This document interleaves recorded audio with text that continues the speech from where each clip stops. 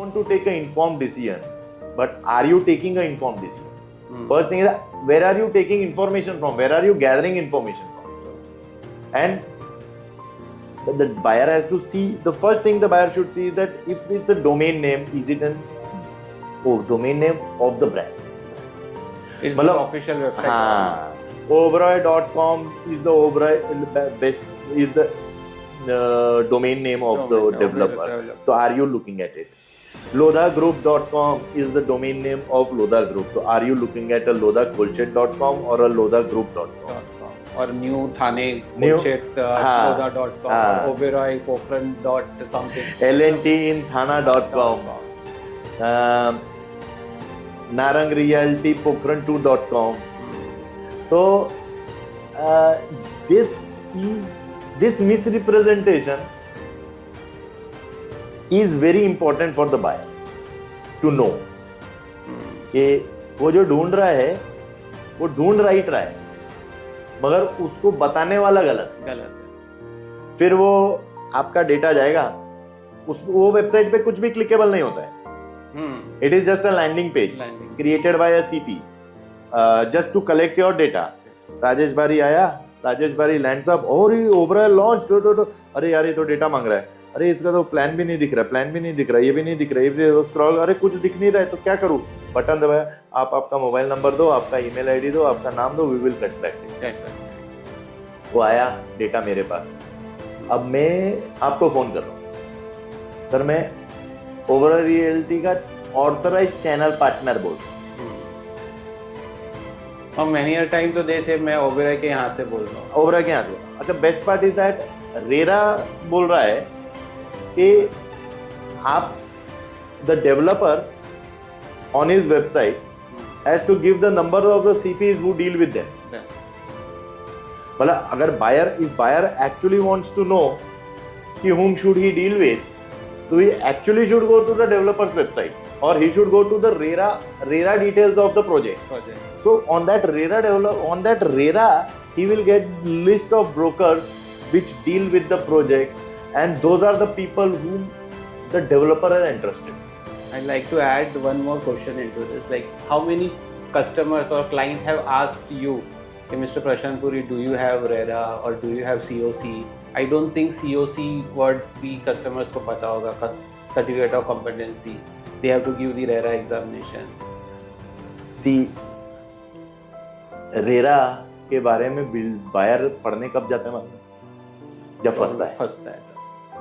जब वो when there is an act which has been created for your safeguard and for your safety, तो अब ऐसा हो गया है कि now if you, तुम रिक्शा में बैठे, रिक्शा वाले को रोके, बोले अच्छा इसने ब्राउन शर्ट पहना है और इसने बिल्ला लगाया, इसके बाद लाइसेंस पक्का होगा, चलो। तो आप थोड़ा रिस्क कम लेते हो, बोले ड्रेस तो है, बिल्ला भी है, लाइसेंस होगा ही। तो फिर भी आपने कुछ तो देखा कि लाइसेंस है, उसके पास एक लेबल है और उसके पास एक ब्राउन ड्रेस है, एटलीस्ट ये देखा। 90% बोलो 95% brokers, buyers whom I know have not even asked me, do you have a RERA certificate? And you are selling an under construction property. Have you achieved your certificate? Are you proper? But in this, the buyer is in mistake. It's the mistake of the buyer. Because RERA has told specifically, there is a law for you. You need to decide you want to abide or not. You get a call from somebody on a call. From a call center. From a call center mostly. Sir, आप property देख रहे हैं? तो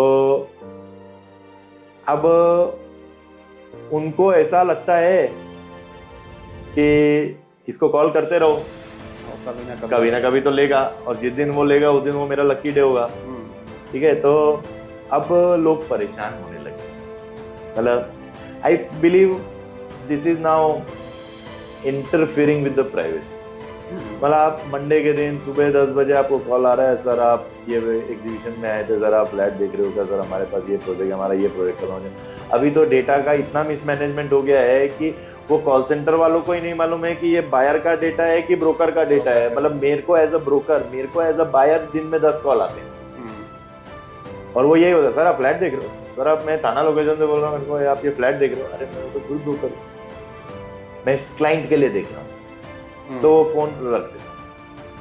मगर point is कि मेरा ये business है तो मैं ये समझता हूँ कि ये मतलब if I am getting frustrated, I just want to say how much would be the buyer frustrated. His mistake is just one that he gave his data on a website without checking which was a legitimate.